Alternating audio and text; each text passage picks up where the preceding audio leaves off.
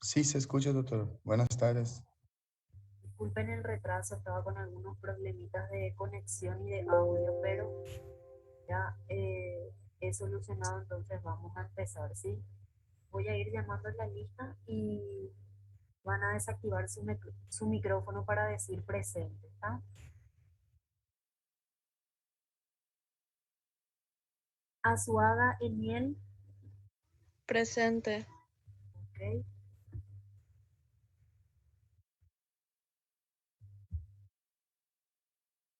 Natalia Dignardi, Oi, eu. Presente. ok. Isadora Bici, Presente. ok. Vamos a pasar a la otra unidad, que es la unidad de hipoacusias y de fisiología auditiva. Voy a compartir la pantalla un ratito. Está todo muy lento hoy, no sé por qué. Doutora, e para o exame basta na classe de hoje? O exame creo que é semana que viene já. De nosotros. Eh, Espérame, voy a fijar un poquito acá, tengo en la lista el examen. Es el 30 de agosto. Hoy es, É 30. Eu pensando que era dia 23. hoy es 16. En 12 É dia 23. Ah, perdón, el 23 es, cierto. El 23, la semana que viene, ¿sí? Y hasta hoy, hasta lo que demos hoy sería el examen, ¿sí? O sea, todo lo que ustedes dieron, nosotros dimos hasta una parte nada más de lo que era patologías de oído externo, no llegamos a poner todo en el examen. Entonces va a ser, yo les voy a desglosar otra vez todo lo que ustedes van a estudiar y van a leer y de dónde, ¿está? No se vayan a preocupar por eso, pero les voy a decir exactamente qué es lo que van a leer para el examen, ¿sí? Também, doutora, graças. Ok, bueno, les voy a compartir la pantalla un ratito. Tarda en abrirse, no sé qué pasa hoy.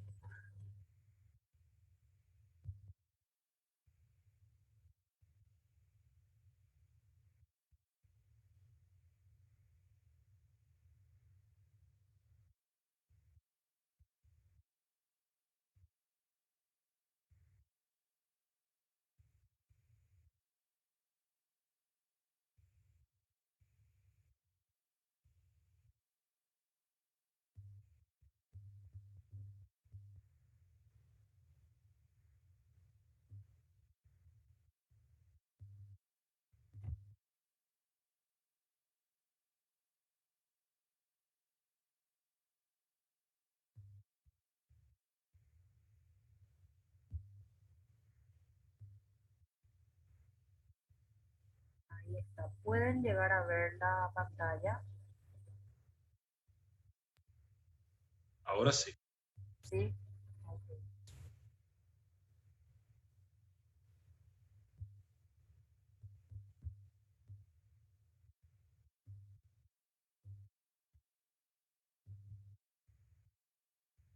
Pueden ver ahí bien, ¿verdad? Sí, Sim, doutora. doutora. Ok, está. Bueno, entonces vamos a hablar un poquitito hoy de la fisiología auditiva, ¿sí? Em, bueno, a modo de generalidades, ¿sí? Ustedes tienen que saber que al igual que todos los sistemas sensoriales que conocemos, ¿verdad? El sistema auditivo presenta, digamos, varios componentes de, de este sistema, los cuales cada uno tiene una función específica dentro de lo que es la fisiología auditiva, ¿sí? Eh, bueno, eh, dentro de este sistema auditivo, ¿verdad? Nosotros tenemos primeramente un órgano periférico, ¿sí? Que conduce lo que es más bien, eh, que conduce y transforma los estímulos que proceden del ambiente, ¿sí? entre los órganos periféricos que conducen estos estímulos, le tenemos al oído externo y al oído medio, ¿sí?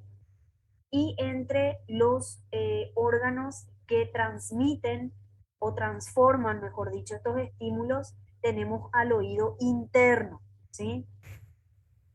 Otro componente de lo que es nuestro sistema auditivo es un nervio, que es el que transporta esos estímulos, ¿verdad? Que son esos estímulos que proceden del ambiente en forma de impulsos eléctricos al sistema nervioso central, ¿sí?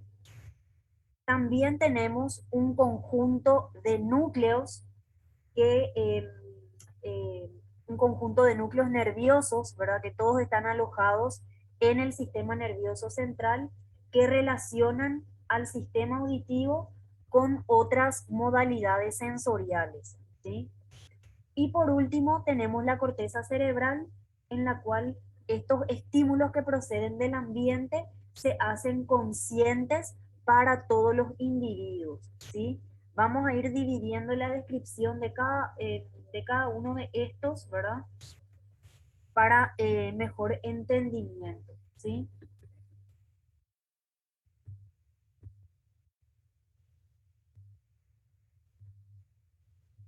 Continuando un poquitito con lo que es la, la generalidad, ¿sí? Les voy a ir diciendo por parte la función de cada uno de estos órganos periféricos para poder ir entendiendo las etapas de la audición. El oído externo, ustedes saben que está compuesto por el pabellón auricular y el conducto auditivo externo hasta la membrana del tímpano, ¿sí? Entonces, cuando hablamos de todo lo que es el oído externo, tenemos que recordar que el pabellón auricular tiene, en realidad algunas bibliografías describen que posee músculos, ¿verdad? Nosotros habíamos dicho en la clase de anatomía que realmente el pabellón auricular estaba solamente constituido por piel y por cartílago como soporte, ¿sí? Pero algunas bibliografías ustedes van a leer que describen que el pabellón auricular tiene un sistema muscular, pero muy rudimentario, es decir, muy básico, ¿sí? Que generalmente le tornan a este pabellón auricular casi inmóvil, ¿verdad? Bueno, la función principal del pabellón auricular es recoger los sonidos, ¿verdad? Del ambiente y sobre todo conducirlos al conducto auditivo externo, ¿sí? Recordemos que el conducto auditivo externo está conformado por una parte cartilaginosa y otra parte ósea, ¿sí? Y digamos, todo ese conducto está formado por paredes, que son paredes rígidas, ¿verdad? Que justamente evitan que este sonido que ingresó al conducto sea absorbido por los tejidos blandos que tenemos alrededor de nuestro conducto auditivo externo y permiten que llegue con toda la intensidad a la membrana timpánica, ¿sí? Bueno, entonces, el oído medio, a diferencia del oído externo, ¿verdad? Recuerden que está constituido el oído medio por la mastoides, por la caja timpánica, por la trompa auditiva, ¿sí? Y el contenido también de la cadena de huesecillos, perdón, el contenido también de la caja timpánica, que es la cadena de huesecillos, también forma parte de ese oído medio, ¿sí? Y aquí tenemos que saber que el oído medio, ¿verdad? Sobre todo la membrana timpánica, constituye con los huesecillos de la cadena, ¿verdad? Con los tres huesecillos, lo que se conoce con el nombre de sistema tímpano osicular, ¿sí? Este sistema tímpano osicular vamos a ir viendo más adelante, ¿verdad? Que tiene una función específica, ¿sí? dentro de lo que es la fisiología auditiva. Así como también la trompa de Eustaquio, ¿verdad? Que sabemos cuya función principal consiste en el mantenimiento de una presión en el oído medio que sea igual a la del oído externo, ¿sí? Y de esta forma permite máximos desplazamientos del sistema tímpano osicular, que dijimos que estaba conformado por el tímpano y los 3 huesecillos de la cadena, ¿sí? Y por último, el oído interno, ¿verdad? En donde nosotros tenemos realmente un sistema mucho más organizado en el oído interno, ¿verdad? Recuerden la forma de nuestro oído interno, que tiene una forma particular de caracol, ¿verdad? Acompañado también de otra parte o llamada porción vestibular, que está constituido por conductos o canales semicirculares que habíamos visto, ¿sí?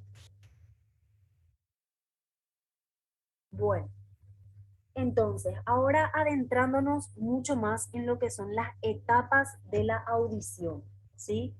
La audición se divide en 3 etapas, como tenemos aquí en la diapositiva. La primera etapa es la de... Doutora, Sí, perdão, los slides, não sei se é comigo solo, pero não estão passando. ahora recién me va a empezar a pasar. Ok, gracias. Lo de Sí, antes sí, fue una gracias. introducción nada más. Bueno, la primera etapa de la audición, como dice acá, es la de transmisión o de conducción, ¿sí? Luego tenemos una segunda etapa, que es la de la transducción, y una tercera etapa, que es la de vehiculización, ¿sí? Vamos a ir describiendo cada una de ellas.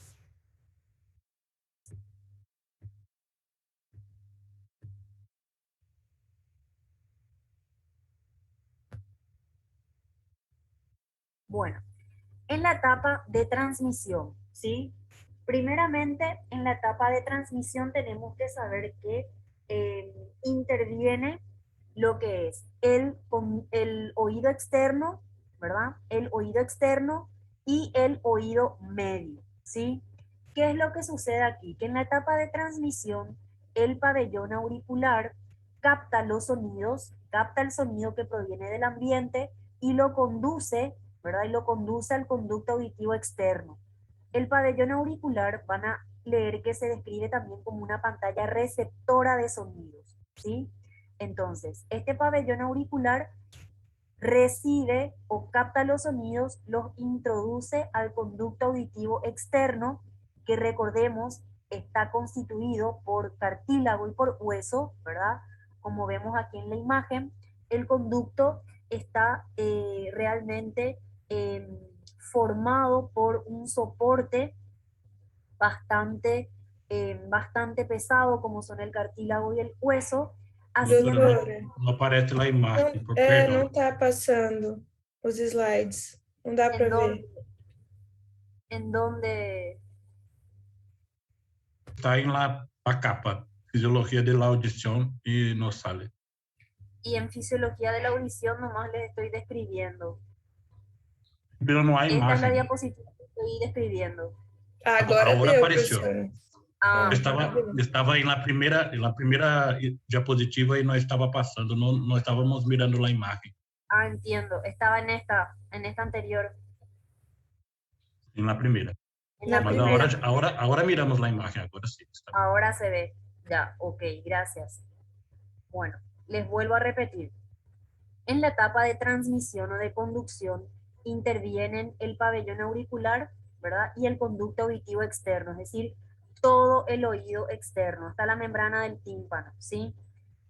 El pabellón auricular funciona como una pantalla receptora de los sonidos. El sonido proviene del ambiente, el pabellón auricular los capta y los introduce al conducto auditivo externo. Recordando que el conducto auditivo externo está formado por cartílago y por hueso, ¿verdad? Lo que hace esa constitución anatómica del conducto es que ese sonido no sea absorbido por las partes blandas que tenemos alrededor del conducto auditivo. Recordemos las partes blandas, todo lo que sea músculo, todo lo que sea piel, ¿sí? Entonces la constitución de ese conducto auditivo hace que el sonido no sea, no sea absorbido o no sea esparcido a través de esos tejidos blandos y pueda llegar de forma correcta, ¿verdad? De forma correcta con toda la intensidad hasta la membrana timpánica, ¿sí? Bueno, posteriormente el sonido, ¿verdad? El sonido tiene que atravesar esta membrana timpánica, ¿sí? Entonces, la membrana timpánica, recordemos que está adherida al mango del martillo, ¿sí? Tiene como una articulación, habíamos dicho en la parte de anatomía, que la membrana timpánica está como articulada con el mango del martillo y los tres huesecillos de la cadena están articulados entre sí, ¿sí? El estribo, recuerden que siempre está adherido a lo que es la ventana oval. Entonces, tanto la membrana timpánica como la cadena de huesecillos constituyen lo que se denomina el sistema tímpano-osicular, ¿sí? Este sistema no solamente cumple funciones que son inherentes a la transmisión del sonido, sino que también tiene una función protectora de las estructuras neurosensoriales del oído interno y de la ventana redonda, ¿sí? Que es la ventana que está por debajo de la ventana oval, ¿sí? Tenemos aquí la ventana oval, luego estaba el promontorio y luego estaba la ventana redonda, ¿sí? Entonces, este sistema tímpano-osicular también protege, ¿verdad? Protege a las estructuras neurosensoriales de la ventana redonda. Otra estructura que forma parte del oído medio dijimos que era la trompa de Eustaquio, ¿sí? La trompa de Eustaquio está aquí. La trompa de Eustaquio, como siempre, va a desempeñar una actividad equilibradora de presiones. Esa es su principal función también dentro de la fisiología auditiva, ¿sí? Entonces, para entender, eh, cuando el sonido llega hasta la membrana timpánica, ¿sí? Recordemos que cuando el sonido está en el ambiente, se encuentra en un medio más bien, más bien gaseoso. Recuerden que el aire está formado por una mezcla de gases, ¿sí? Entonces, ese sonido que se transmite a través de un ambiente gaseoso ingresa al conducto auditivo externo, hace contacto con la membrana timpánica, ¿sí? Digamos, el sonido, una vez que hace contacto con la membrana timpánica, se va a transmitir a través de la cadena de huesecillos y cuando llega a la ventana oval, recuerden que aquí en el oído interno nosotros tenemos circulando un líquido, que es el líquido endolinfático. Es un líquido que tiene algunas características similares a la del líquido cefalorraquídeo. Entonces, el sonido, perdón, que vino de un ambiente gaseoso, tiene que pasar a un ambiente líquido, ¿sí? Y digamos que al pasar de ese ambiente gaseoso a un ambiente líquido, va a sufrir una importante pérdida de intensidad, ¿sí? Sobre todo porque tenemos diferentes impedancias tanto en el medio gaseoso como en el medio líquido. Por eso se produce una pérdida de energía de ese sonido. Recuerden que el sonido es una onda que transmite energía. Entonces, cuando va a pasar de un medio gaseoso a un medio líquido, esa onda está perdiendo energía, ¿sí? Bueno, este sistema tímpano-osicular tiene como finalidad, ¿verdad? evitar que se produzca esa pérdida de energía justamente, ¿sí? O sea, este sistema formado por el tímpano y por la cadena de huesecillos tiene como principal función evitar que el sonido, que es una onda con energía, pierda esa energía al cambiar de un medio gaseoso a un medio líquido, ¿sí?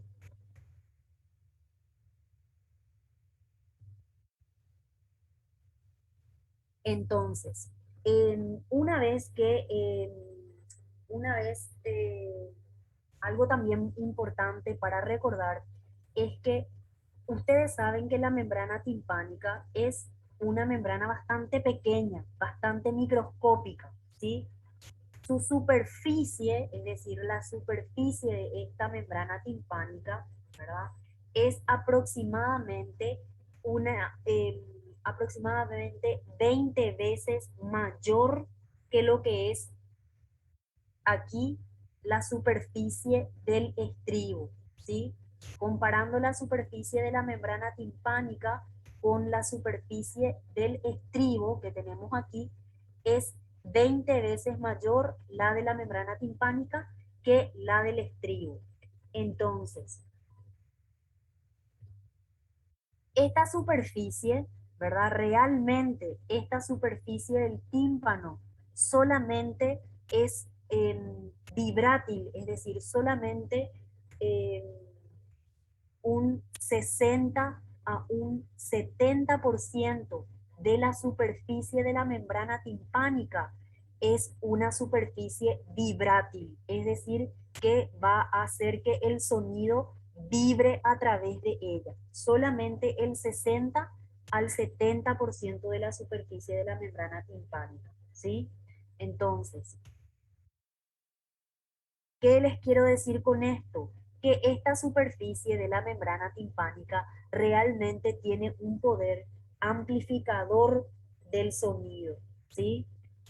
Por eso generalmente cuando llega el sonido del ambiente hasta la membrana timpánica y no se pierde energía porque todos los huesecillos están correctamente articulados entre sí y con la membrana del tímpano, ¿verdad?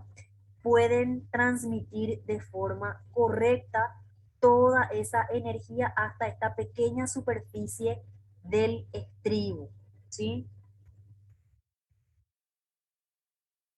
Entonces, aquí realmente se produce una amplificación de toda esa intensidad del sonido, que lo que hace es compensar, digamos, la posible pérdida que puede sufrir el sonido al propagarse de un ambiente gaseoso a un medio líquido, ¿sí? Bueno, ¿qué sucede después de que el sonido haya atravesado el oído medio? ¿Sí? Algo importante también que ustedes deben recordar es que para que se pueda dar toda esta fisiología normal de la audición, nosotros tenemos que tener la cadena de huesecillos correctamente articulada entre sí y con la membrana del tímpano, la trompa de Eustaquio respetando su función normal, que es la del equilibrio de la presión, ¿verdad? Y obviamente que el estribo esté correctamente articulado con la ventana oval, ¿sí? Bueno, ¿qué pasa una vez que el sonido atraviesa correctamente el oído medio? Llega a la platina del estribo, ¿sí? Entonces, aquí generalmente tenemos que saber lo siguiente, que los sonidos que tienen sobre todo una intensidad elevada son agresivos para unas estructuras que nosotros tenemos aquí en el oído interno, ¿verdad? Que son estructuras neurosensoriales que se encuentran en un pequeño órgano que se llama órgano de Corti. El órgano de Corti es un pequeño órgano que se encuentra aquí en la cóclea, en la rampa media de la cóclea, ese órgano de Corti tiene estructuras neurosensoriales, ¿verdad? Que al captar estos sonidos de elevada intensidad pueden sufrir, digamos, cierto tipo de agresiones. Entonces, cuando el oído está expuesto a sonidos de elevada intensidad, lo que sucede es que se produce un reflejo, ¿verdad? Un reflejo que vamos a ver más adelante, ¿verdad?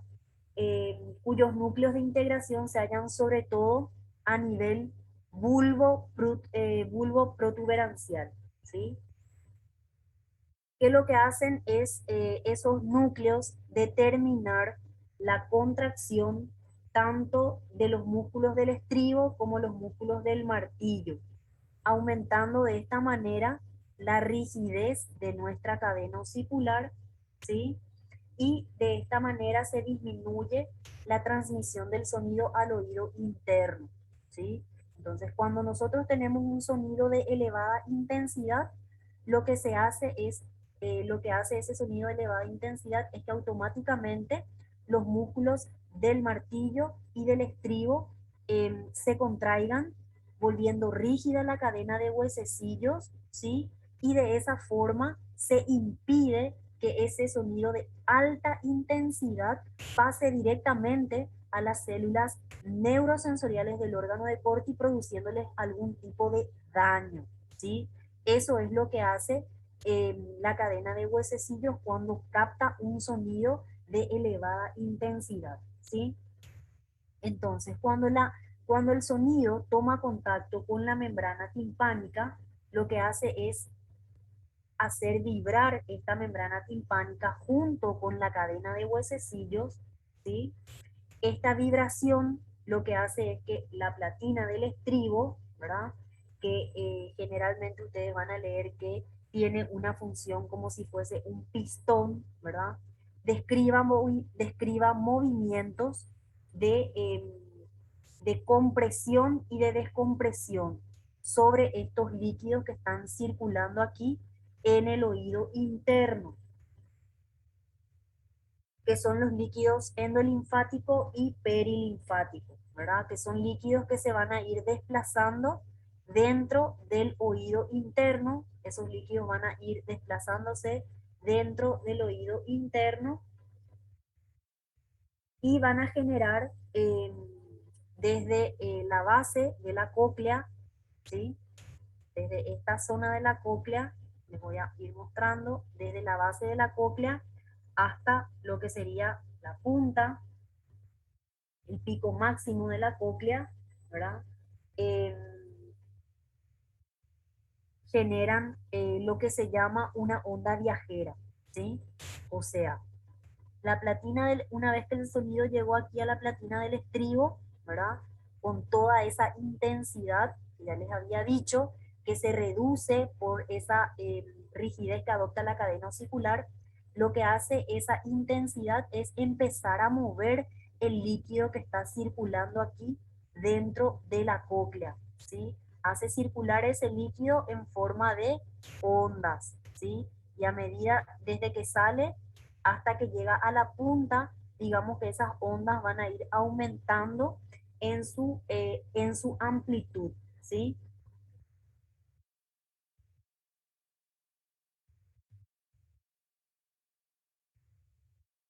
Entonces,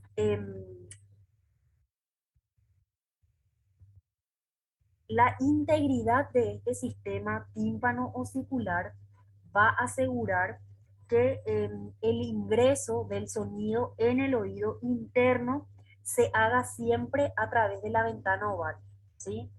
Este sistema tímpano-osicular tiene que estar íntegro. ¿Qué les quiero decir con esto? Que no tiene que haber una perforación en la membrana timpánica, no tiene que haber una luxación o una desarticulación o una fractura dentro de la cadena osicular para que el sonido pueda llegar perfectamente hasta la platina del estribo y luego pueda ser conducido correctamente dentro de la cóclea, ¿verdad? Para que justamente esa onda viajera haga contacto con las células neurosensoriales que se encuentran aquí en la rampa media de la cóclea, ¿verdad? Que hagan contacto con el órgano de Corti, y ese órgano, como es un órgano neurosensorial, va a enviar ese estímulo, ¿verdad? A través de diversas ramas del nervio auditivo a lo que es el sistema nervioso central, específicamente a la corteza cerebral, donde vamos a ver que ahí tenemos diferentes áreas que van a identificar el tipo de sonido que está llegando a ese lugar para que el sujeto o el individuo interprete ese estímulo como un sonido agudo o un sonido grave, ¿sí?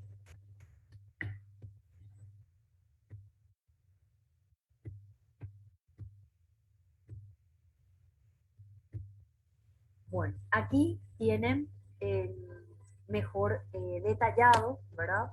Cómo el sonido debería ingresar al conducto auditivo externo hasta hacer contacto con la membrana timpánica, ¿sí? El pabellón auricular, recuerden que es cartílago recubierto de piel, pero algunos libros incluso describen que podría llegar a tener un sistema muscular muy rudimentario, es decir, muy básico, ¿verdad? Que justamente por esa característica rudimentaria hace que el pabellón auricular sea prácticamente inmóvil, es decir, no pueda moverse. Entonces, este pabellón estaría actuando como una pantalla receptora del sonido que conduce el sonido hasta la membrana timpánica, ¿sí? Y el conducto auditivo externo lo que hace es únicamente conducir esa onda sonora o ese sonido a través del mismo, ¿verdad? Impidiendo justamente por su anatomía, ¿verdad? Que ese sonido sea absorbido o sea dispersado a través de los tejidos blandos que lo rodean, ¿sí? Y también tiene la capacidad de proteger al oído medio, ¿sí?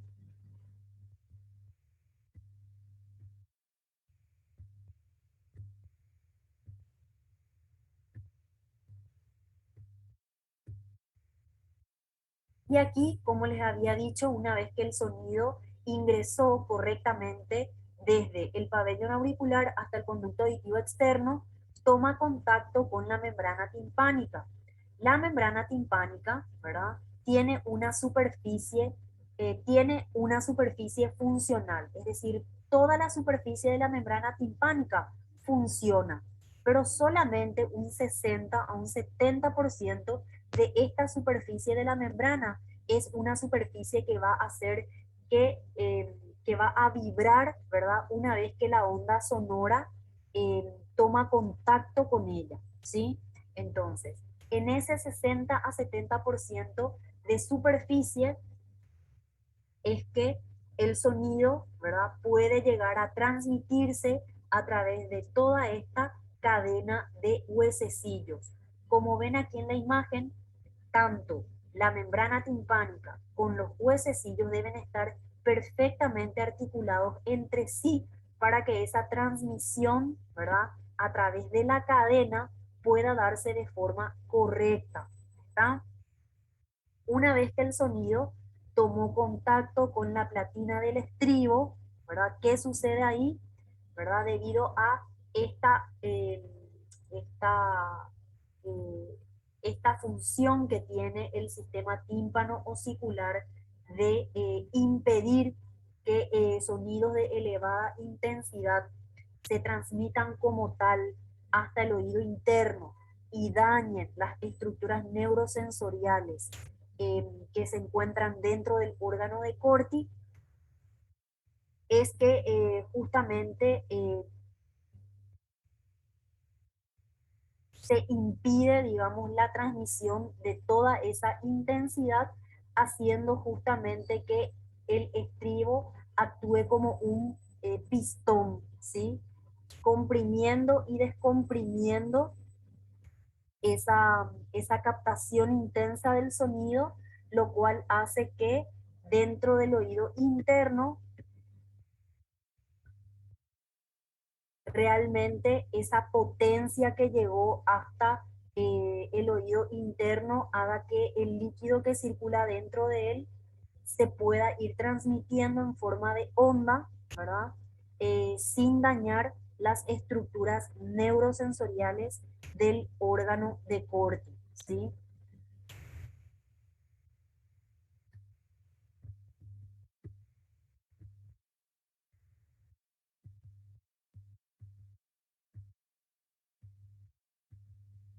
Y habíamos dicho que la trompa de Eustaquio siempre va a poder mantener la función principal que ya repetimos en varias oportunidades, que es justamente la de mantener una presión en el oído medio que sea igual a la del oído externo.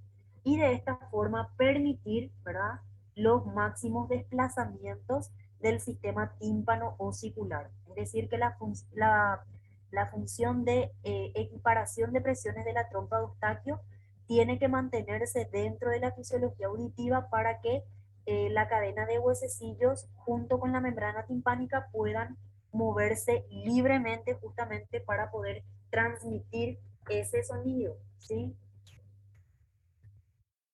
Bueno, generalmente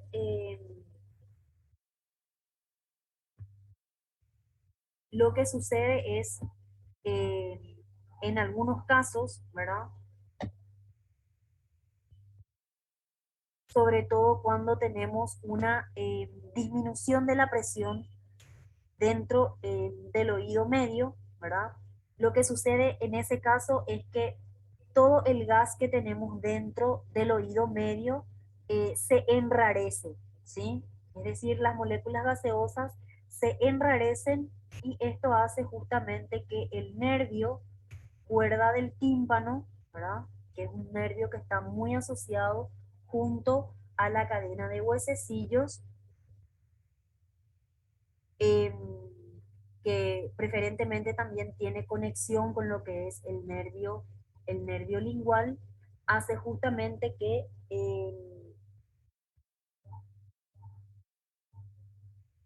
las glándulas, tanto submaxilares como sublinguales, eh, produzcan mayor salivación, ¿verdad?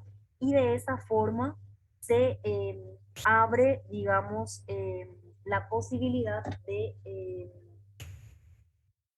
deglutir, ¿verdad? De deglutir ese aire, haciendo justamente que las paredes de la trompa de Eustaquio se despeguen, ¿verdad? Y el aire que tenemos dentro de la nasofaringe sea aspirado hacia el oído medio hasta que se puedan igualar las presiones, eh, digamos, dentro del oído medio y por fuera del oído medio, ¿sí? Entonces, eso sucede cuando nosotros tenemos un desequilibrio en la presión, en la presión tubárica, ¿sí?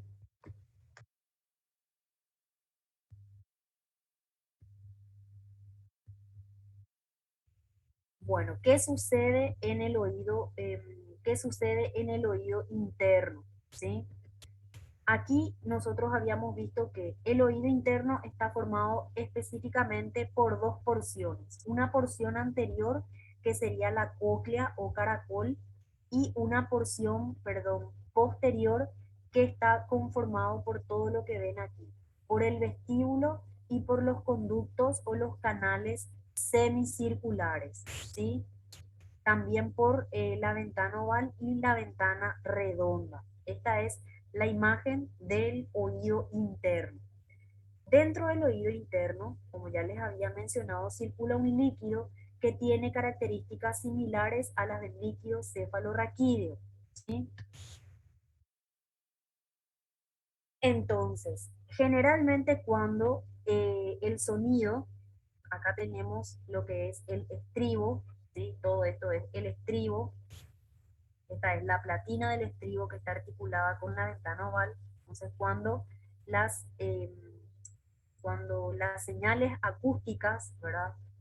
O la onda sonora hace contacto o llega hasta la platina del estribo, ¿verdad? Habíamos dicho que el estribo actúa como un pistón que permite que se comprima y se descomprima toda esa presión que ejerce la onda sonora, hace justamente que dentro de este sistema, dentro de este caracol, el líquido que circula adopta como la forma de una onda y esa onda se describe como onda viajera.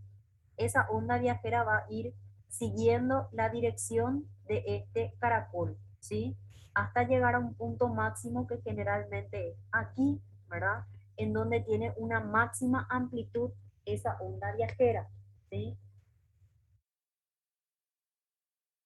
Obviamente también que el, este sonido, ¿sí? Esta onda viajera va a pasar por ciertas estructuras, ¿verdad? Este es un corte más bien, un corte transversal de lo que sería nuestra cóclea, nuestra porción anterior del oído interno, ¿sí? Aquí también podemos ver bien el corte, ¿verdad? Vamos a ver que haciendo este corte nos vemos en la situación de que la cóclea tiene tres porciones o tres rampas, ¿sí? De ambas formas pueden ser descritas en las bibliografías que ustedes tienen como base. Tenemos aquí una rampa vestibular, una rampa media y una rampa timpánica, ¿sí? Entonces, la onda viajera lo que va a hacer es va a seguir todo este trayecto, toda esta forma, ¿tá? Ustedes pueden ver aquí que dentro de esta rampa media nosotros tenemos una estructura, ¿verdad? Que van a leer bastante, que se llama el órgano de Corti. Este órgano de Corti justamente es el órgano neurosensorial del oído interno, ¿sí? Generalmente este órgano es el que va a actuar como un transformador de toda esa energía que tiene la onda sonora, ¿verdad? Justamente va a convertir ese tipo de energía con que viene la onda en una energía bioeléctrica, ¿sí?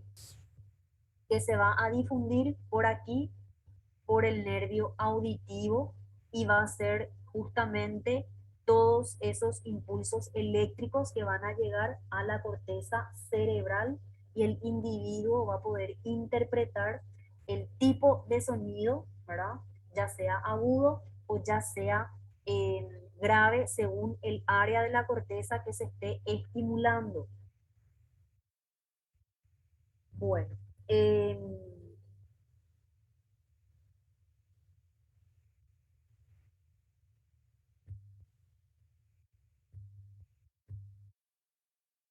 como ven aquí, el órgano de Corti está constituido por distintos tipos de células, ¿sí? Como ustedes ven aquí, generalmente tenemos unas células ciliadas internas dentro de todo este órgano que ustedes ven aquí, ¿verdad? Tenemos un corte histológico, en este caso, en donde nos permite observar que ese órgano está constituido por células ciliadas internas y por células ciliadas externas, ¿sí? ¿Por qué tenemos dos tipos de células ciliadas? Bueno, cada una de estas células ciliadas tiene un número, es decir, se encuentran en una cantidad y tienen una función más bien específicas dentro del órgano de Corti, ¿sí? Las células ciliadas internas, como ven aquí, ¿verdad?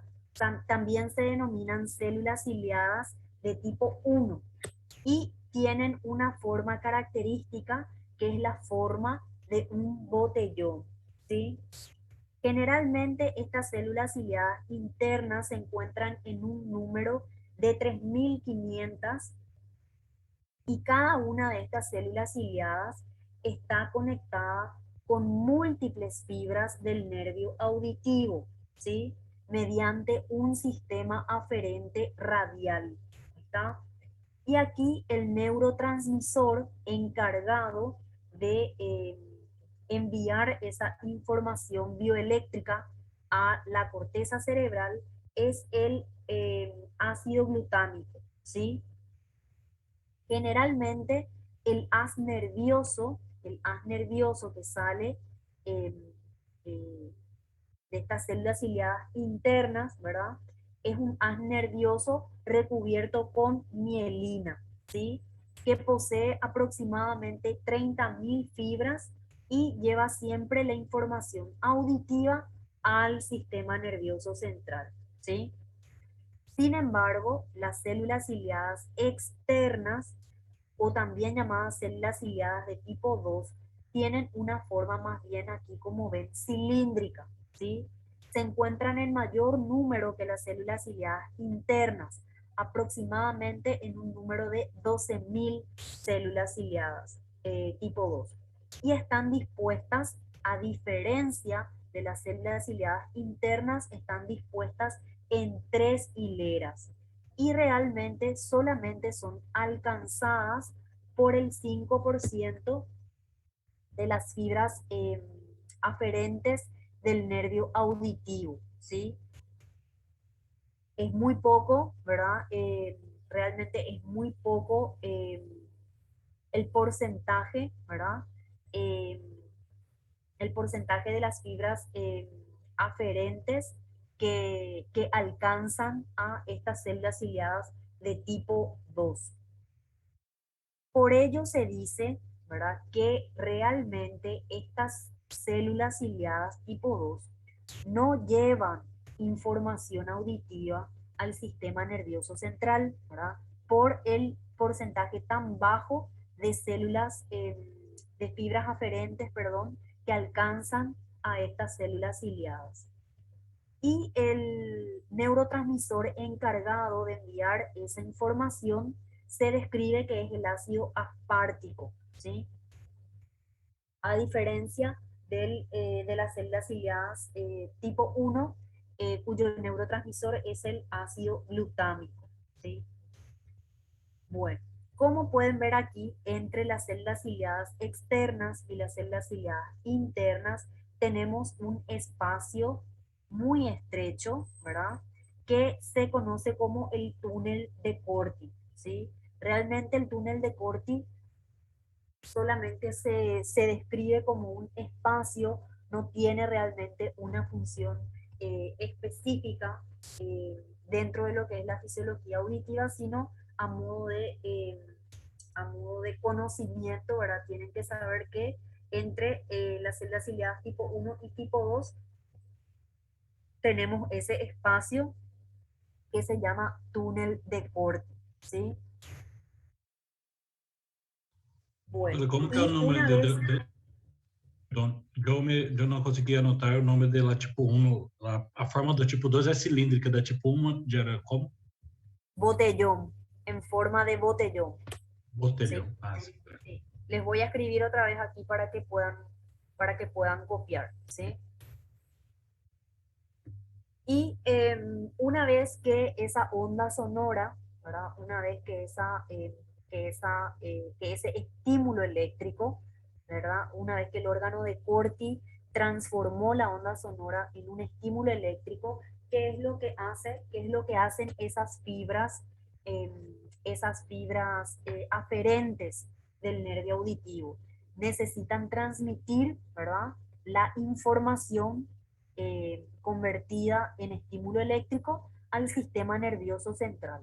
Y dependiendo de qué tipo de sonido teníamos inicialmente, se va a estimular un área u otra del sistema nervioso, dependiendo de si es un sonido agudo o si es un sonido grave, ¿sí? Entonces, una vez que el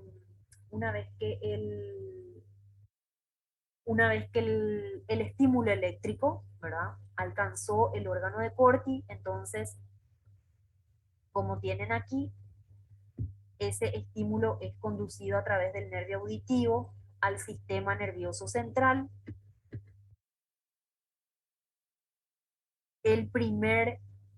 La primera estación donde se detiene o por donde pasa, mejor dicho, ese estímulo eléctrico, se conoce como primera neurona, ¿sí?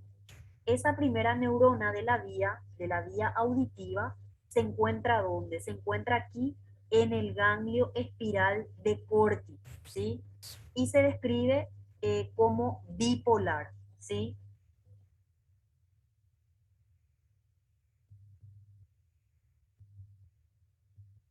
Una vez que ese estímulo eléctrico alcanzó esta primera estación o esta primera neurona, ¿sí? Eh, la prolongación dendrítica de, la, perdón, la prolongación dendrítica va a nacer a nivel de lo que sería el extremo basal de las células ciliadas del órgano de Corti, mientras que el axón va a ir emergiendo por el conducto auditivo interno para constituir lo que es el nervio auditivo, ¿sí? Y la raíz coclear del nervio auditivo va a ir a terminar aquí en la segunda neurona, ¿verdad? Que serían los núcleos cocleares vulvares, ¿sí? Y tenemos los núcleos cocleares vulvares, les voy a indicar, mi computadora está muy lenta hoy. Aquí tenemos los núcleos cocleares vulvares, ¿sí? Tenemos dos tipos, como pueden apreciar en la imagen, un núcleo coclear ventral y un núcleo coclear dorsal, ¿sí?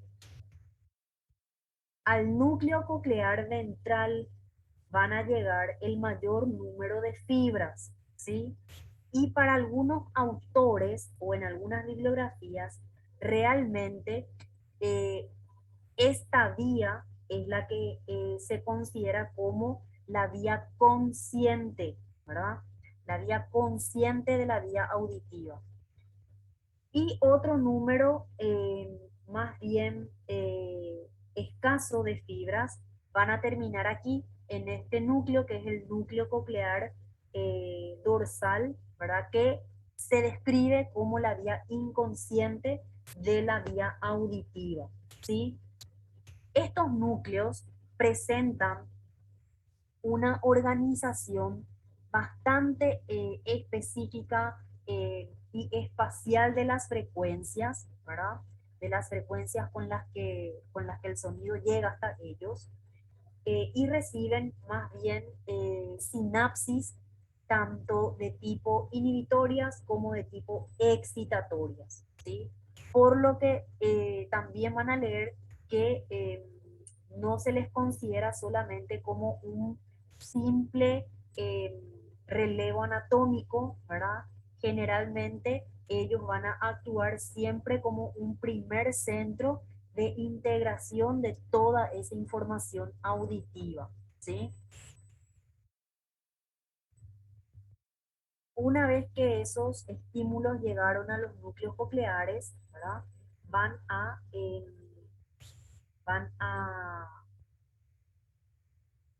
van a arribar, ¿verdad? A lo que sería la tercera neurona de la vía acústica, que se encuentra, eh, o mejor dicho, está localizada en un conglomerado de núcleos que reciben el nombre de complejo olivar superior, ¿sí? A este complejo van a llegar todas las fibras que se originan en el núcleo coclear ventral del mismo lado, ¿sí? O sea, todas las fibras, por ejemplo, del núcleo coclear ventral del lado derecho van a llegar al complejo olivar superior derecho, ¿sí? Y también las del lado opuesto, O sea que aquí se van a entrecruzar fibras, fibras nerviosas, ¿sí? Y justamente porque eh, este complejo recibe fibras directas y cruzadas, se cree realmente que desempeña un importante papel en lo que es la localización de las fuentes sonoras, ¿sí? Justamente porque aquí se entrecruzan fibras nerviosas. Y desde estos mismos núcleos van a partir también vías de integración hacia los núcleos motores del quinto y del séptimo par craneano y también hacia los núcleos motores de los músculos del cuello, que realmente van a participar en actos reflejos posturales y de protección, ¿sí? Todos los axones que emergen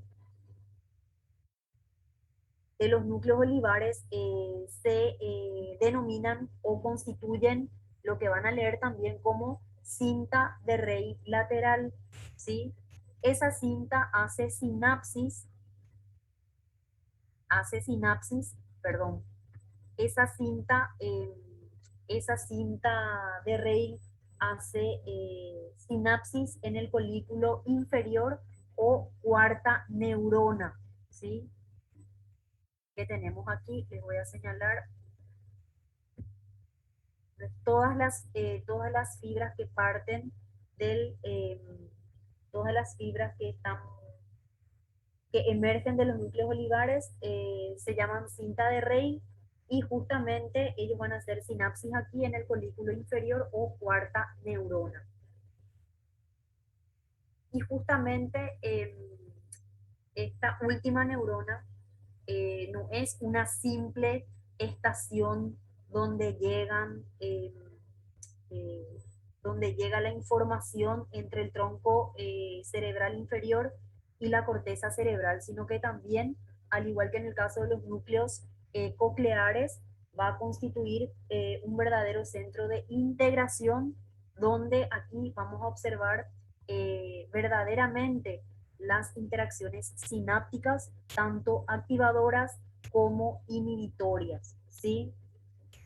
Y también tiene una función de integración multisensorial, ¿sí? Aquí también hay una función de integración multisensorial porque también recibe aferencias vestibulares, somatosensitivas y visuales, ¿sí? Perdón. Ay, no sé qué pasó ahí, disculpen. Creo que desapareció la imagen ahí.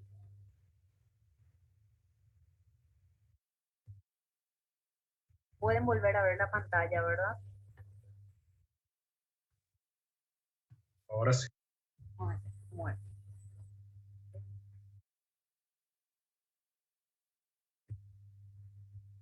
Bueno,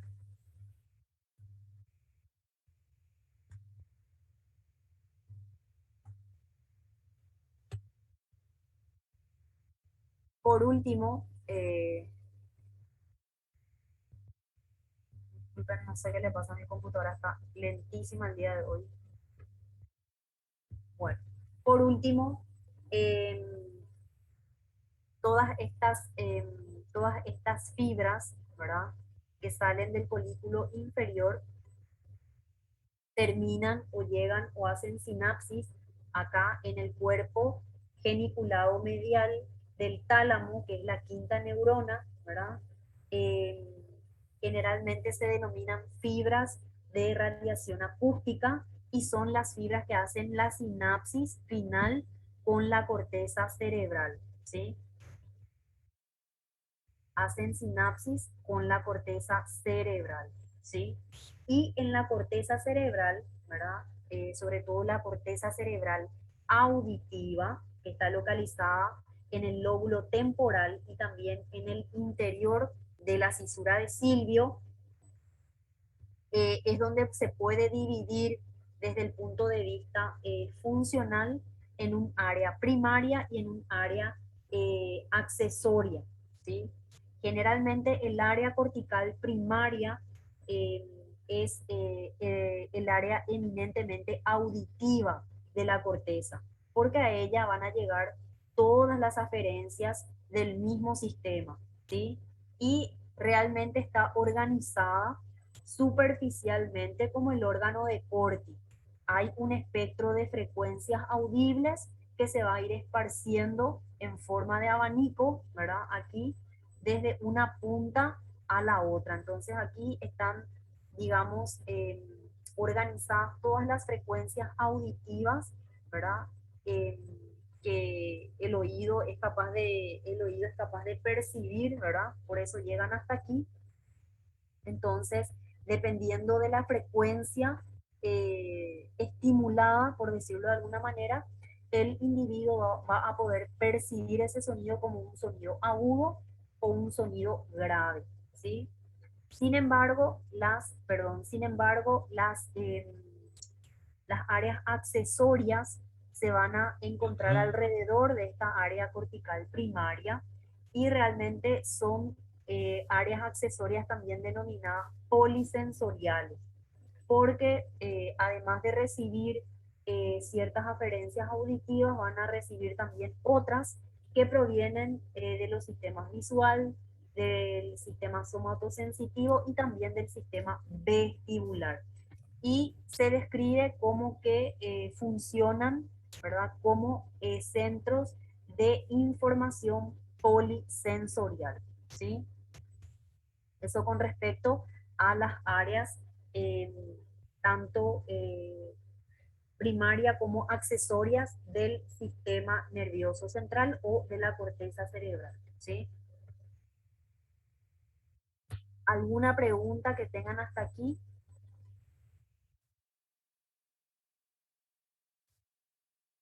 Algo que No, no les doctora, hasta ahora.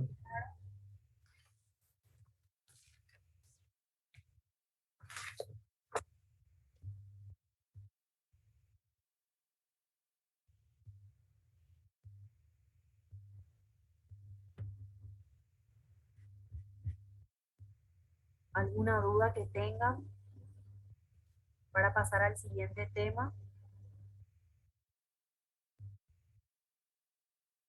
No, profe. Bueno, entonces vamos a ir viendo ahora un poquitito, vamos a hablar de las hipoacusias.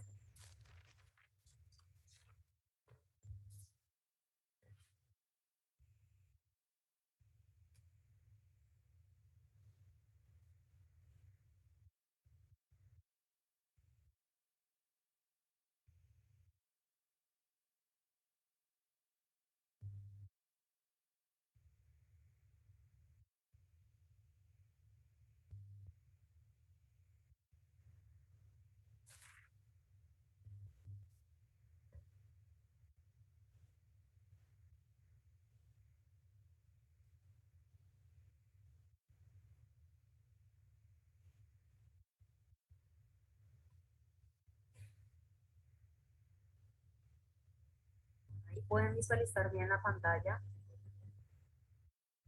les aparece la imagen. Sí, profe. Bueno, está expandida todavía, pero No está expandida. Y sí está muy lenta mi computadora, no sé realmente qué es lo que le pasa. Ahí creo que está mejor. ahora sí. Ya. Bueno.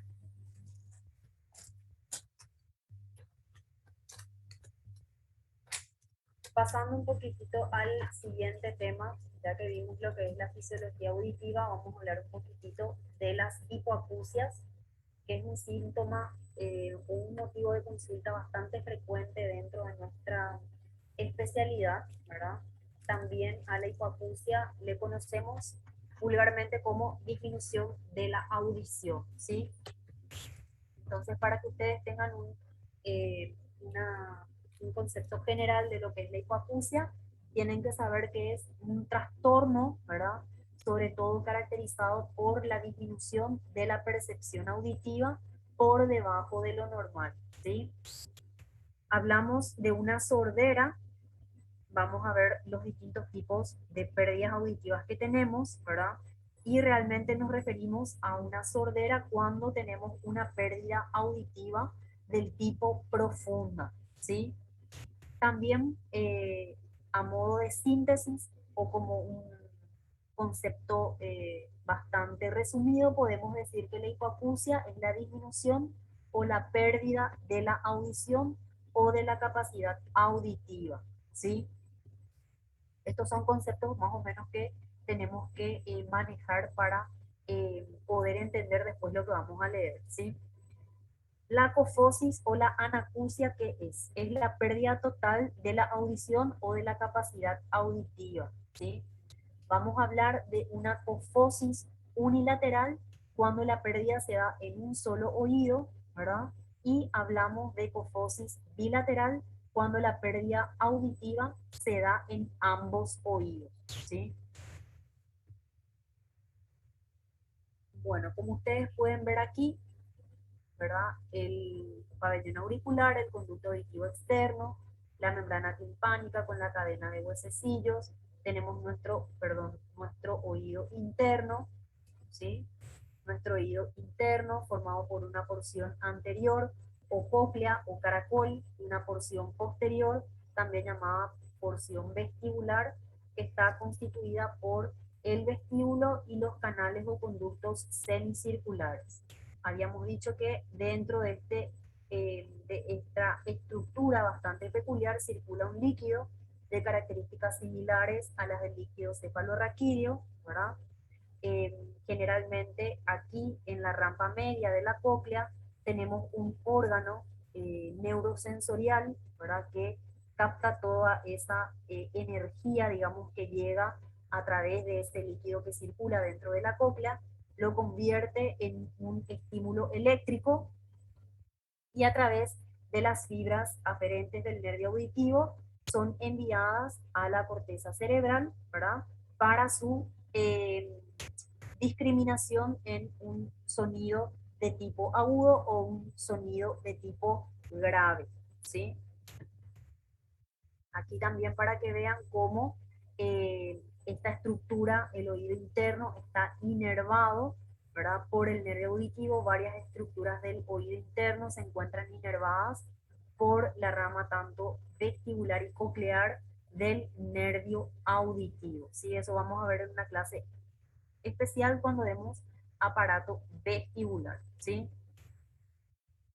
Aquí otro corte transversal de lo que es la cóclea. Como pueden ver, cuando hacemos el corte podemos ver que esa estructura característica, ¿verdad? Está dividida en tres porciones o tres rampas. La rampa vestibular, tenemos la rampa media y eh, la rampa, ay, no me viene el nombre, perdón.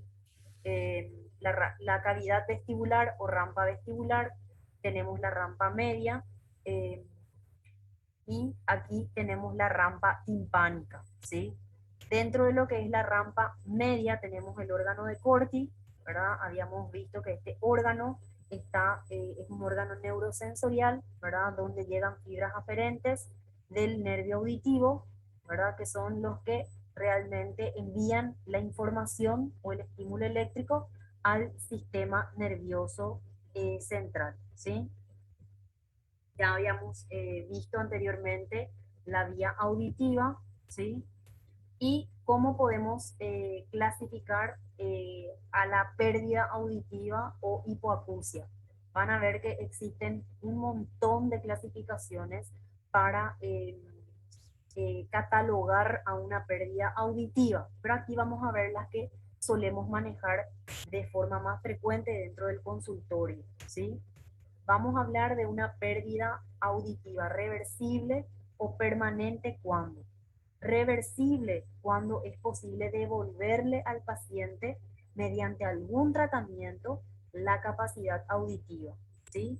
Y una pérdida permanente cuando no se puede, mediante ningún tipo de tratamiento, devolverle dicha capacidad, ¿sí?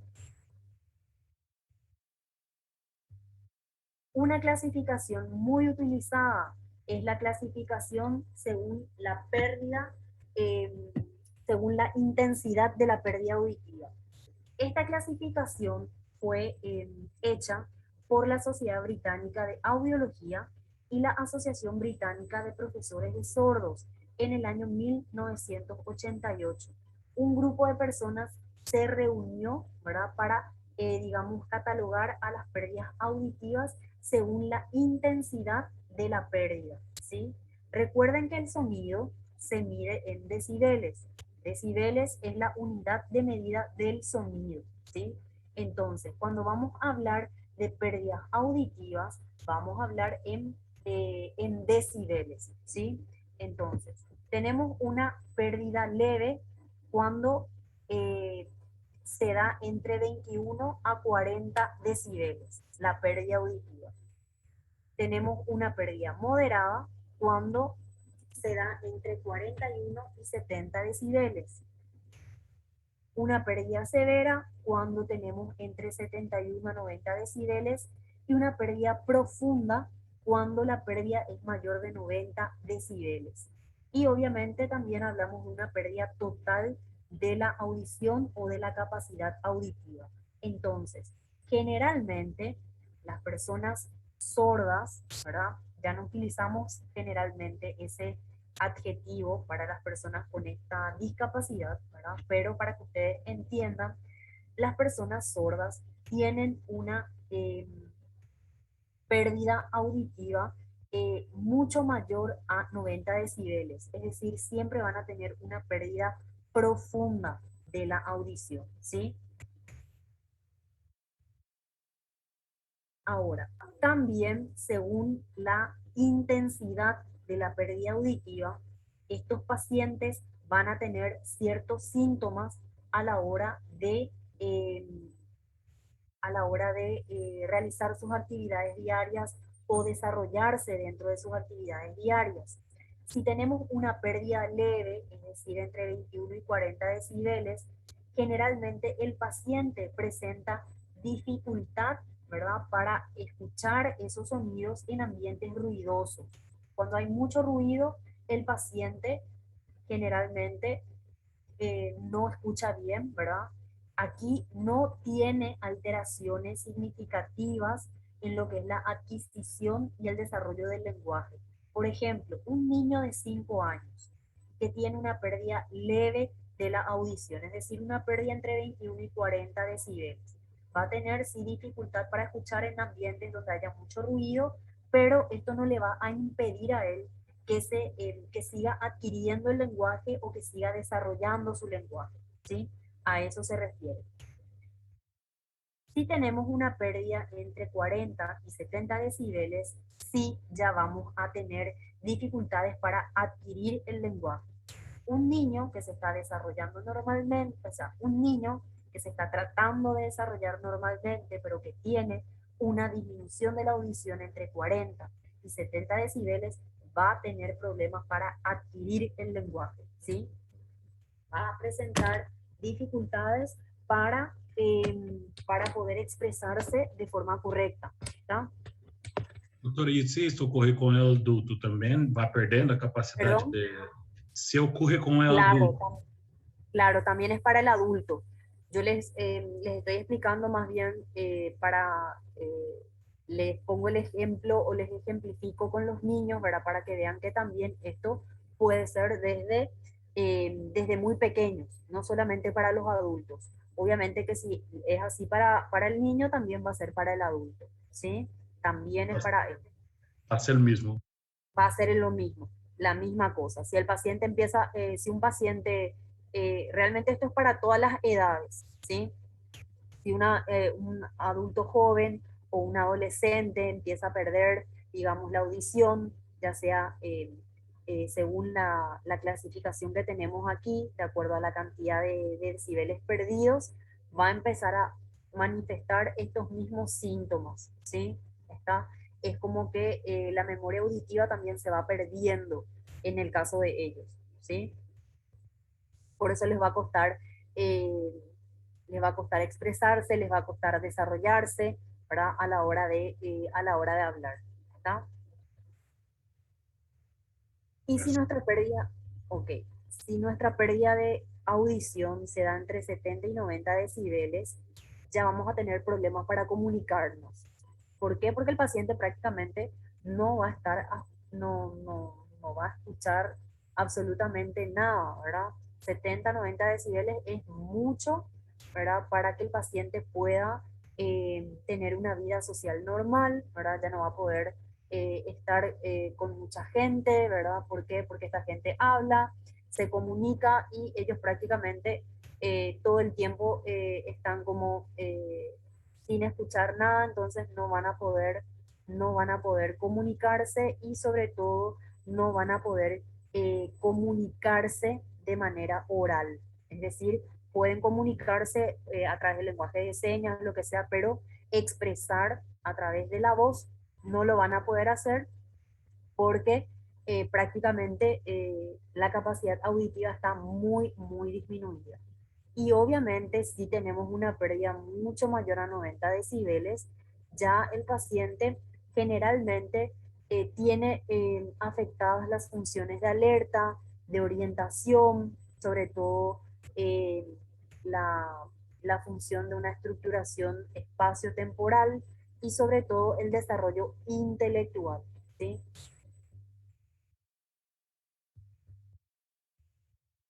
Bueno, y aquí como el compañero preguntó antes, ¿verdad? Si podía darse en los adultos también la pérdida auditiva, tenemos una clasificación que habla de la pérdida, de la cronología, ¿verdad? De la pérdida auditiva, es decir, en qué momento del desarrollo del paciente se produjo esta pérdida auditiva, ¿sí? Tenemos aquella hipoacusia prelocutiva que se adquiere, o mejor dicho, se da antes de la aparición del lenguaje, entre los 0 y los 2 años de edad. ¿Cómo vamos a estar sospechando este tipo de hipoacusia en estos niños si ni siquiera se pueden expresar correctamente en esta edad, verdad? Y bueno, generalmente ustedes cuando ven pediatría van a ver que a la hora de realizar los controles pediátricos en este tipo de pacientes, ustedes le van a hacer ciertas pruebas para ver justamente si esa capacidad auditiva está normal o está alterada, ¿sí? Generalmente los niños recién nacidos eh, hasta esta edad de 2 años van a ir respondiendo a los estímulos sonoros. Para un niño, por ejemplo, un recién nacido, ¿verdad? Si está escuchando bien o si tiene la capacidad auditiva eh, totalmente desarrollada, eh, si hay un ruido fuerte, ¿verdad? Generalmente se despierta, o si la mamá o el papá le estimula con ciertos juguetes que emiten algún tipo de sonido, el niño generalmente va a responder mirando o buscando esa fuente sonora, ¿verdad? De dónde proviene ese sonido, ¿verdad? Le va a seguir a la mamá o al papá la mirada con los ojos, ¿verdad? Entonces, ustedes van a poder darse cuenta antes de que el niño empiece a hablar si justamente su capacidad auditiva está disminuida o no, ¿verdad? Entonces, cualquier pérdida auditiva que se dé entre los 0 y los 2 años de edad se llama hipoacusia prelocutiva, porque se da antes de que el paciente adquiera, ¿verdad? O mejor dicho, antes de que el paciente adquiera la capacidad de expresarse correctamente. La hipoacusia perlocutiva, sin embargo, ya va a aparecer mientras el paciente está desarrollando su lenguaje, ¿sí? Esto generalmente se da entre los 2 y los 5 años. ¿Verdad? Para los alumnos que tienen, para las alumnas que tienen hijos, ¿verdad? Seguramente sus niños empezaron a hablar o a desarrollar frases entre los 2 y los 5 años, es cuando más empiezan a querer expresarse de forma oral. Entonces, este tipo de pérdida auditiva se da justamente en ese momento, cuando el niño está empezando a desarrollar o cuando ha aprendido a hablar entre los 2 y los 5 años, ¿sí?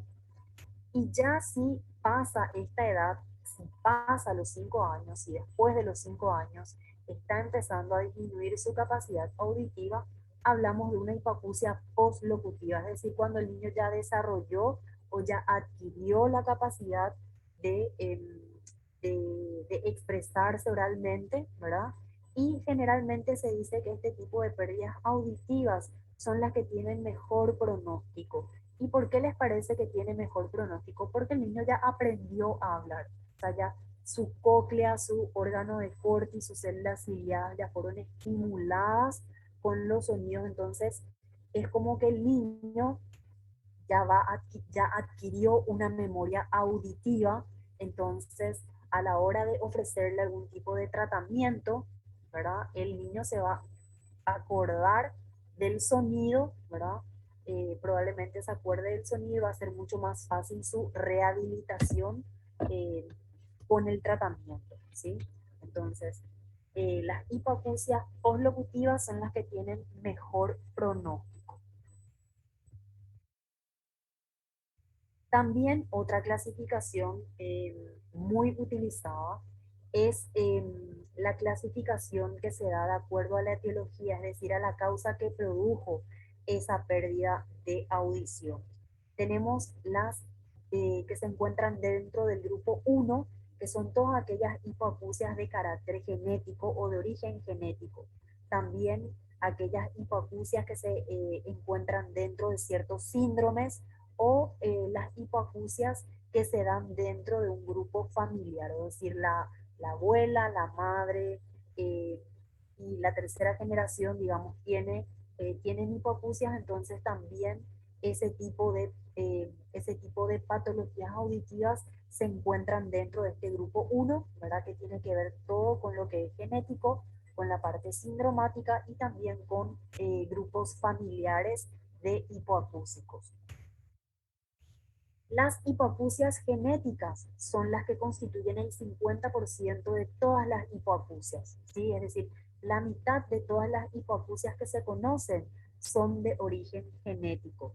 Y entre ellas, otra vez, un 10% son autosómicas dominantes, luego tenemos las autosómicas recesivas y las hipoacusias ligadas al sexo, ¿sí? Por ejemplo, todas estas hipoacusias ligadas al sexo pueden formar parte de lo que es un paciente con albinismo, un paciente con síndrome de Pendret, síndrome de Usher, pacientes que tienen trisomía, sobre todo trisomía 13, 15, 18 y 21, pacientes con síndrome de Klippel-Feil, síndrome de Alport, ¿sí? Son realmente patologías genéticas que podrían estar también presentando una disminución de la capacidad auditiva dentro de su cuadro clínico. Las hipoacusias pertenecientes al grupo 2 son todas aquellas hipoacusias que se adquieren, ¿sí? Generalmente también son aquellas hipoacusias congénitas que ocurren durante el periodo de gestación, ¿sí?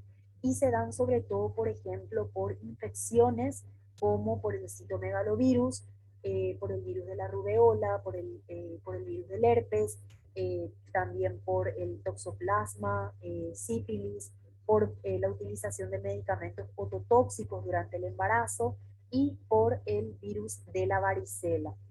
También son aquellas malformaciones auditivas que ya vimos como patologías de oído externo, ¿verdad? Entonces, esas malformaciones auditivas, ¿verdad? Que cursan con una pérdida de la capacidad auditiva, se incluyen dentro del grupo 2 o adquiridas o congénitas, ¿sí? Y generalmente para este tipo de hipoacusias se describen ciertos factores de riesgo. Por ejemplo, que el niño sea prematuro, que haya tenido muy bajo peso al nacer, que haya tenido una hemorragia intraventricular o que haya padecido una ictericia neonatal. ¿Sí? Esos son los principales factores de riesgo descritos para este tipo de hipoacusias congénitas o adquiridas. Y por último, las del grupo 3 son las idiopáticas, es decir, aquellas hipoacusias cuya causa no se conoce, ¿sí? Que son realmente muy pocas, muy infrecuentes, ¿verdad? Pero que también tienen que saber qué se describe, ¿sí?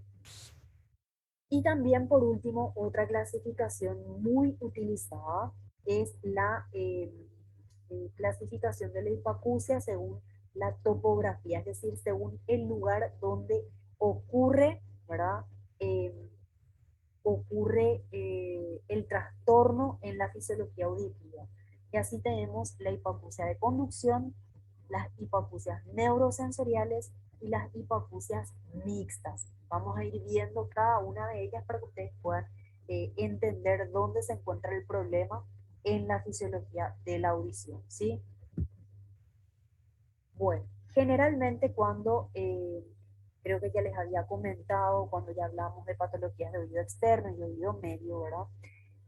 Generalmente cuando ocurren estas pérdidas de la audición, pueden ocurrir en la etapa de transmisión o de transducción y también en la etapa de vehiculización, es decir, cuando el sonido va del oído interno al sistema nervioso central. Entonces, dependiendo de dónde ocurra el trastorno en la fisiología auditiva, vamos a describir estos tipos de hipoacusias, ¿sí? Generalmente la hipoacusia de conducción o de transmisión eh, se da por cualquier trastorno que ocurra en la conducción del sonido hacia el oído interno, o mejor dicho, hasta que llega hasta el oído medio, ¿sí? Tenemos la etapa de transmisión o conducción, ¿verdad? Que incluía el oído externo, pabellón auricular, conducto auditivo externo, el sonido hacía contacto con la membrana timpánica y se transmitía a través de la cadena de huesecillos hasta la platina del estribo, ¿sí? Entonces, podemos decir que cualquier trastorno que ocurra a ese nivel va a producir una hipoacusia de conducción o de transmisión. Y las causas más frecuentes, ¿cuáles son de este tipo de disminución de la audición? La obstrucción del conducto auditivo externo por un tapón de cera, por ejemplo. Habíamos visto, ¿verdad? Cuando vimos tapón de cera, que generalmente produce una hipoacusia de conducción o conductiva o de transmisión. ¿Por qué? Porque todo ese bloque de cera está impidiendo que el sonido llegue hasta la membrana timpánica. Entonces, es una causa de hipoacusia de conducción. También la perforación de la membrana timpánica, cualquier tipo de perforación que ustedes tengan de la membrana timpánica, ya sea una perforación central, eh, amplia, moderada o pequeña, moderada o amplia, puede producir una hipoacusia de conducción. También la rotura de la cadena de huesecillos, ya sea porque hubo una luxación, hubo una fractura. Entonces, cualquiera de estas dos situaciones dentro de la cadena de huesecillos puede producir también una hipoacusia de conducción. Y una otitis externa, por ejemplo, una otitis externa eh, por, eh, por hongos, ¿verdad? Recuerden que generalmente en el conducto auditivo externo, cuando tenemos micosis, tenemos una secreción de tipo algodonosa que nos puede tapar el conducto auditivo externo. Eso también hace que el sonido impida, mejor dicho, eso también hace que el sonido llegue correctamente hasta la membrana del tímpano. Entonces, una otitis externa micótica puede producir, mejor dicho, una hipoacusia de conducción. Y la otitis media aguda también, ¿verdad? Recuerden que cuando la membrana timpánica se carga de líquido, ya sea ceroso, hemático, purulento, ¿verdad? Ese líquido también está impidiendo que el sonido llegue correctamente hasta la platina del estribo y de ahí pueda convertirse en una onda viajera cuyos estímulos eléctricos lleguen al sistema nervioso central. Y generalmente aquí el paciente va a escuchar todos los sonidos a un bajo volumen, ¿verdad? Independientemente de la frecuencia, y sobre todo nos va a decir eh, que tiene una sensación de oído tapado, ¿sí? Esa es la principal queja del paciente. siente el oído tapado, ¿sí? En el caso de la hipoacusia neurosensorial o de percepción, tiene que ser aquí, está mal escrito, ¿sí? Eh, ¿A qué nivel ocurre la hipoacusia, puede ocurrir la hipoacusia neurosensorial? Generalmente ocurre a nivel del oído interno, es decir, cuando eh, las células ciliadas son dañadas, ¿verdad? Por ejemplo, por sonidos de elevada intensidad. Supongamos que nosotros tengamos una membrana timpánica con perforación, ¿verdad? ¿Cómo va a llegar ahí el sonido hasta la membrana del tímpano? La membrana del tímpano, recuerden que tiene una superficie vibrátil del 60 al 70%, ¿sí? Si tenemos una perforación en el tímpano, esa superficie vibrátil va a disminuir, por tanto el sonido va a ser transmitido en su totalidad a través de la cadena de huesecillos, ¿verdad? Va a llegar a la platina del estribo y eso va a dañar a las células ciliadas en general, ¿sí? Por la elevada intensidad con la que llegó el sonido debido a que la membrana del tímpano se encontró perforada. Entonces, la hipoacusia neurosensorial ya afecta a las células ciliadas, ¿sí? Por eso, las fibras aferentes del nervio auditivo van a estar también, obviamente, dañadas, ¿sí? Entonces, la hipoacusia neurosensorial ocurre más bien a nivel de las células ciliadas y del nervio auditivo. Y aquí en el oído interno realmente el sonido es escasamente percibido, ¿verdad?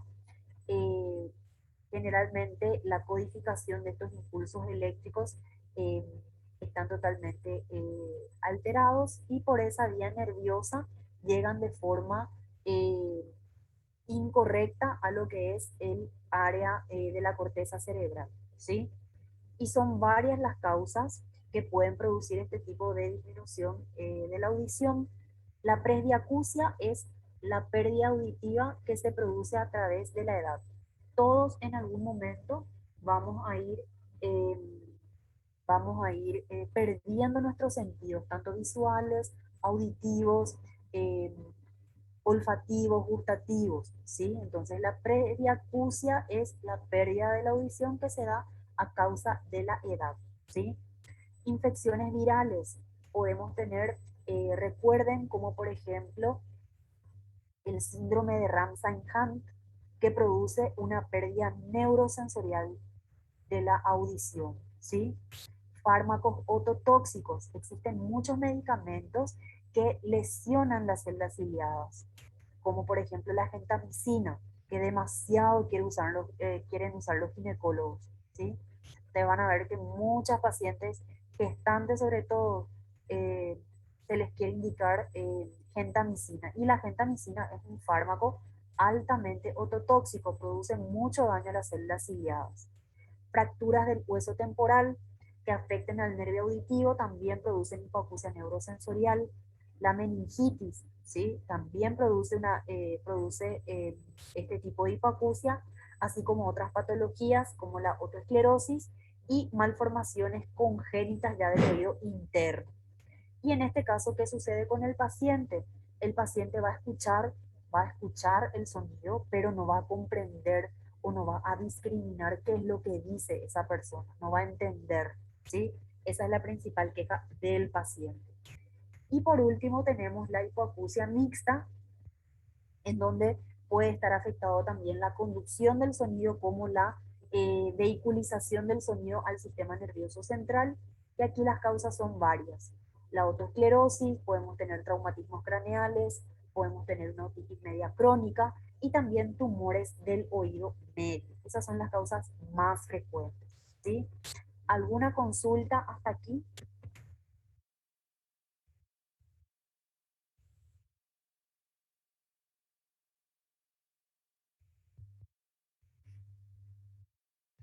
A mí no, profe. Bueno, a ver un poco qué hora. Voy a verificar nuestra. Tenemos 10 minutos más. Bueno, eh,